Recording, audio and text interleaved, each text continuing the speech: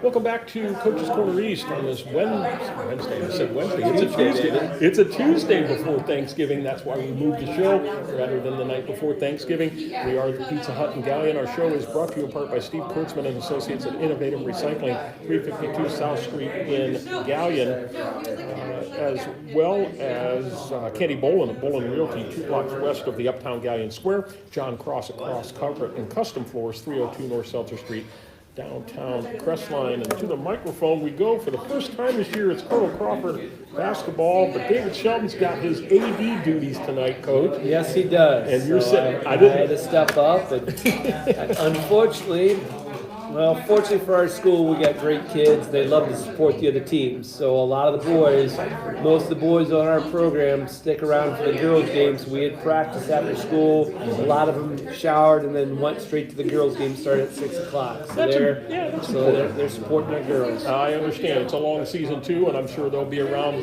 at some point, and we'll look forward to that as well as Coach Sheldon. But Nate Hill, varsity assistant, jumps in, and Coach Sheldon's in his 16th year at Col Crawford. How many now for you? Year 25 overall, and I believe this is year number 8 with Coach Sheldon at Col Crawford. And kind of like I was talking to Coach Temple, who's got tons of years in swimming at Gallion and swimming overall. He says he continues to come back because of the love of the game. What continues to drive you to come back, other than you've got a successful program? Love, like you said, love the game. But I'm pretty invested right now, and I've got personally my son's a 9th grader, and so he is on our JV team because we don't have a freshman team. Okay. And so he's on the JV team. I have another son in the 7th grade, and I coach both of them. And this is, if you've been coaching for such a long time, you might as well coach your own kids. So I coached them all the way up until the 6th grade, and then released them to our 7th and 8th grade coaches, and now they're making a way up. And so I actually started with my 4th grade girls and my daughter. So I started coaching them on Sundays, so a little bit. So when you've invested that time in them at the lower levels, before they get to junior high, and then, as you said, release them to those appropriate coaches, is that hard to kind of step away and be hands-off? No, it's not hard at all. I'm really happy we have Dane Kennedy and Rob Lyle, and those are 2 great coaches. They're well experienced. They run our stuff. Rob was a head coach. Dane should be a head coach, but he doesn't have the heart to do it. I can say that because we're friends. But he goes, well, I'm not stupid enough. Well, that's up for debate. But they do an unbelievable job, run our stuff, and they are just the greatest. We're so lucky to have great staff. And so, it's fine. I do enough coaching with the varsity group that anytime I do the elementary stuff, we do a lot of this legal stuff, and we work with them a lot in the summertime. But during the season, Sundays, it's with the 4th, 5th, 6th graders. That's a lot of time when I do a lot of time watching film and scouting, preparing for the varsity game. Yeah, for sure. And I talked about this with Coach Teglovich way early in the football season, and it's different when you have a team as compared to a program. And one of the key signs, in my opinion, to have a program is you retain your coaching staff year after year after year. And the kids, as they're coming up through the biddy and then the junior high into the high school, they're so used to seeing the same faces. Talk about how that has helped have a season like you had last year. It's a direct reflection on the community, the parents and the kids. You got a good group of athletes, but besides having a good group, they're hard workers. And coaches who love kids, who work hard, who will take coaching and are dedicated. I mean, that's a difference. That's a separator right there. When you go in the summertime and see all the athletes from all the sports working hard at 7:30 to 8:30, 9 o'clock, 3 days a week, and then in the spring and fall, I mean, there's a reason they're good. They put in the time and they show up. We don't have to worry about summer attendance because they're there, and they're playing multiple sports, but the coaches do a great job working together. We try not to overlap, And, you know, my son plays 3 sports, football, basketball, and he's deciding between baseball and track right now. My other son does the same thing, but, you know, a lot of the community out there buys into it, and it's all about the leadership, too. Todd Martin does a great job. Jake Bruner does a great job out there, and Coach Sheldon does a wonderful job out there, too. And it's just, you got great community, great kids, good parents who get their people there on time. They support the coaches, and that's you know, if you got people who show up and work hard, that's easy to coach. Yeah, no question. And you had such a great year last year, 23-1 overall, undefeated during the regular season, 16-0 in the Northern Ten. Again, sectional champs. Lost your buddies up there in Willard, Hirsch and Bedingfield kicked our butt. Yeah, yes, they did in the semifinal, 70-48. You lose 4 really good seniors. Chase Walker, Brock Ritzoff, Drayton Burkhart, and Mason McKibben. But of course, when you're such a good program, the cupboard's never bare. You return a lot of very talented players. First and foremost, Carter Valentine averaged over 18 points a game, almost 5 rebounds a game. The N10 Player of the Year and second team All-Ohio. Mason Studer at the point guard, 13.6 points per game, almost 6 assists per game, special mention All-Ohio, second team Northwest District. Nolan McKibben, 6.5 points per game, shot 47% from 3. He was honorable mention, District 6. And then Carson Fickner, 3 points a game, 3.5 rebounds per game. Those are really your core players that are coming back to have a lot of experience. How has that been as 1, 2, 3 of the 4 transitioned from football into basketball? Listen, they took them a couple days to get their legs right, and you know, we put them through a little weight room workout, and then we went hard in practice, and then we do 2 days. So we did 2 days where we came in at 6 in the morning and shot a little bit. And the second 2 day, their legs were a little sore and they were a little gimpy the next day, and it was a little touch and go. But you know, they worked the football out and they did well. But you know, listen, we really don't want them here. We'd rather them keep playing because, you know, success breeds success. And Coach Tag and the football team does a great job. And, you know, having these guys come in, you know, on tough, we gave them a couple days off, but I mean, as soon as they got in, they were great attitudes, they're working hard, and they're playing through a little nicks and bruises here and there, and they're doing a great job. Well, Coach Sheldon's told me in the past, he kind of welcomes these football players that also play basketball because of the physicalness of the way that the game has changed and it's become more physical. You know, we've got, we had 5, let's say we have 20 kids in the program, 15 of them play on the football team. Yeah. You know, so we're really happy, and we wouldn't have it any way. So. Visiting with the varsity assistant coach at Col Crawford High School, Nate Hill. Show is brought to you in part by Kerry Gribble and Associates at your Galleon Community Center, YMCA. Dr. Erica Schieber at Bucyrus Veterinary Service, 222 West Mary Street, Bucyrus. Rod Steiger and Associates at Pizza Hut in Galleon and Bucyrus. Host of our show since 1992. And Lou Ann Krebs at River's Edge Embroidery, Stamp Signs, the sponsor of our foam board t-shirts. And you know, we talked about your core people, your core kids, but you also have some other kids that are going to be very strong. Senior Ethan Smith, 6'1". Junior Braxton Baker, 6'4". Jacob Matty, 6'5". Ethan Holt, 6 foot. Derek Horsley, 5'11". Those kids got valuable time on a really successful JV team last year. That JV team was one of Coach People's finest last year. They said, you know, he keeps an unbelievable job keeping stats, things like that, and that team is really talented. And for them to transition up, you know, a couple of kids are getting banged up a little bit. Derek broke his hand in football, so he's out a little bit for a little while. But I mean, Ethan Holt, Ethan Smith, Braxton Baker, Jacob Madden jumped right in and just worked super hard, and they're making the transition really well. Your success obviously is a strength when you win that many sectionals and you have undefeated seasons and win conference championships. That's going to make kids want to come out. What do you see as the other strengths of the team? Hard workers, you know, dedicated and hard workers. Coach Sheldon says, besides all that success and tonight's message in practices, we haven't done anything yet. We're 0-0. Everyone thinks we got highs and faces that we want, but we have to go out and play one game at a time, one play at a time, one possession at a time. and play it all way. And so we really are just excited to go out against the Bulldogs tomorrow night. They're a returning team. They're going to be tough. When you look at maybe some areas that need improvement pretty quickly, what would those be on the team? Listen, we lost Chase Walker, Brock, Mason, and Dre. Mason McKibben, who's playing in the band in Alabama, and Dre is playing baseball in college. I mean, that's a lot of post players and shooters and rebounding and toughness and defense. It's hard to replace that. So, we really got to keep, trying to hang our hat on defense and hopefully, box out because we have to find a way to get some rebounds because those guys are a big loss. Sure. When you look at the scrimmages that you've had and the teams that you've gone up against, what have you liked out of what you've seen out of your kids so far?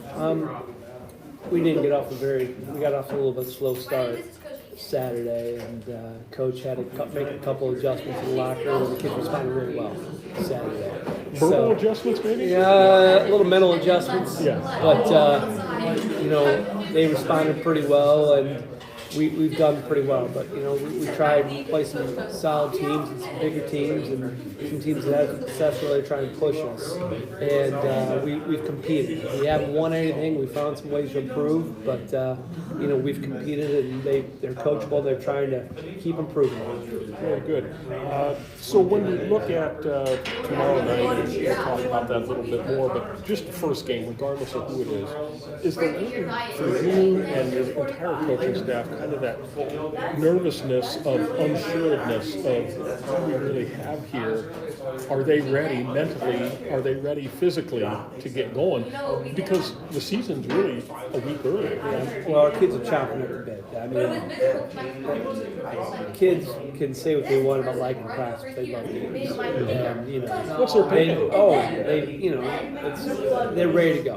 So these are across town, we're next door right there, and they've known these kids growing up, and they're ready to go. So, you always, as a coach, you're always worried about what happened, and maybe you're not ready, and what's going on. You always have doubts, and Coach Sheldon, doesn't matter who's the opponent, is always a little bit nervous anytime before a game, all that. So, we're just ready to go, and hopefully we're prepared and ready to go. Take another break here. We are talking to Nate Hill, the varsity assistant coach for the Col Crawford Eagles boys basketball team, and you are tuned in to Coach's Corner East on the home of iconic rock Q92.7. The WQEL show is brought to you in part by Don Barr and Associates at the Galleon Building in Long Bank, Matt Studer, Spitzer, Chrysler, Dodge, Jeep, Ram and Kia, 1 mile east of Richland Mall, Mark Osborne and Associates at Eco International, serving worldwide markets from the Galleon Industrial Park.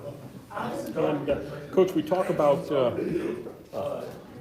being on the horizon, chomping at the bit, ready to go, and you're going to get your shot tomorrow for sure as you host Crescent, a team that's sitting right behind you right now. And they lost some key pieces as well, Brock Mountain and Ethan Clark, that are key pieces to what they did, and they're looking to contend in the NBC with the likes of Lucas, and we'll talk to Coach Sanders here in just a moment.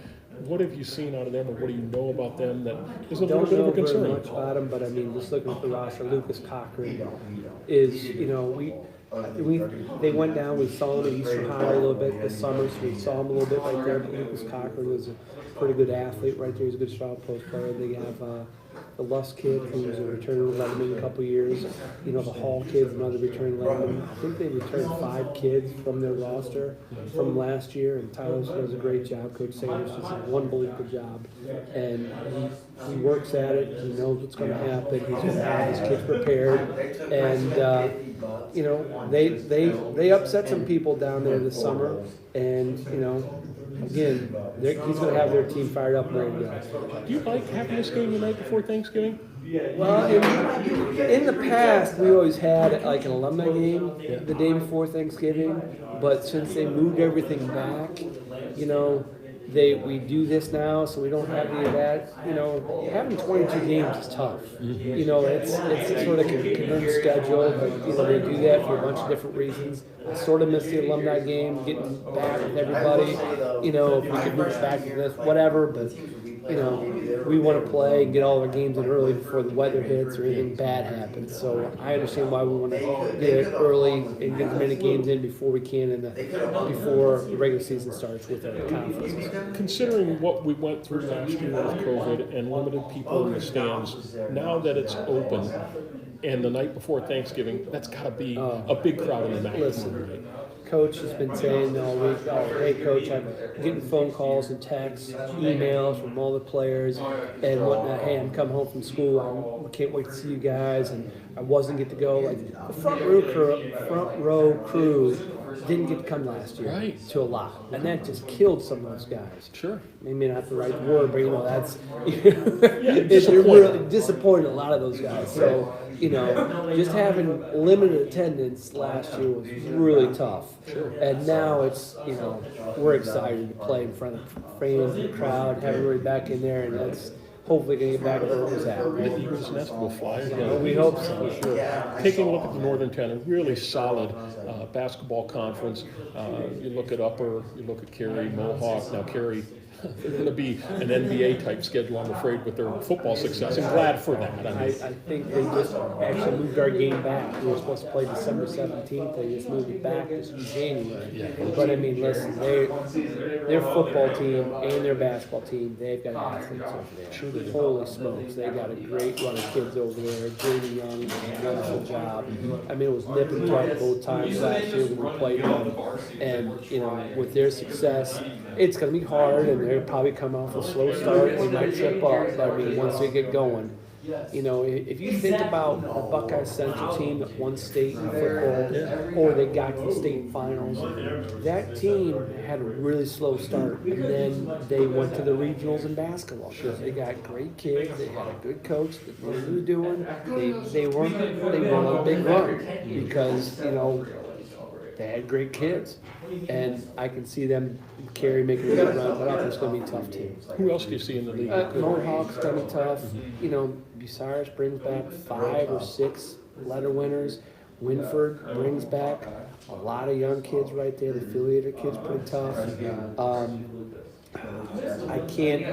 think Buckeye Central, Coach Howell does a great job. He's getting that program his second year in there, and he always has done great things up there. Hopefully I'm probably forgetting somebody. Seneca East, new coach with Coach Langford, and Isaac Mason's a good player. They lost a lot, but they had a pretty solid JV team last year. Gave some fits last year, so it's going to be a competitive league, I think. And then Coach always tries to have a really tough non-league schedule. You look at the likes of Kenton early on, Northmore early on, a coach you're familiar with because he's a Crawford grad. New London, Lexington, Crestview, Ontario, even though Coach Baylog's gone. And you're going, oddly enough, to an invite at Smithville in my old stomping ground down in Wayne County, and I've been in that gym many, many times. Yeah. And you're playing on a Sunday against a team by the name of Waverly down in southern Ohio. Well, I think I was asking Coach Sheldon about it, and Waverly is maybe down near Circleville, I think. Oh, okay. Something down there, and I think they're Division II, so they're bigger. They've had a lot of success, and he wanted some stiff competition, and so he talked to the people at Smithville. They got us in the tournament, and I think they made it to districts last year, and they bring a lot of kids back. So I don't know anything about them. We'll figure that out whenever we play them in January, maybe, or whenever the Sunday is. Yeah, it's February 6th. No, in February. That's a long ways away. Have you been in that facility? I have not been. I went to Smithville to watch the football game this year, but I have not stepped in the gym, I don't think. Yeah, it's actually not connected to the high school. It's a field house that kind of sits behind the high school, and it's its own entity. It just kind of sits there. It has a balcony on both sides. Really neat, a really neat place, and spent a lot of time in that gym, so I think that'll be enjoyable. Well, Coach, thanks for sharing your time tonight. We look forward to another outstanding year for the Eagles, and it just, as you said, success breeds success, and we're looking forward to it. Sparksy, thank you very much. You guys do a great job, and listen, the coverage right here is second to none. Thank you. It's really, you do a great job, so thank you very much. Absolutely. We're going to take a break here. We're going to talk to the Crestline Bulldog basketball team, who will take on the Col Crawford Eagles tomorrow night. We'll do that right after this timeout.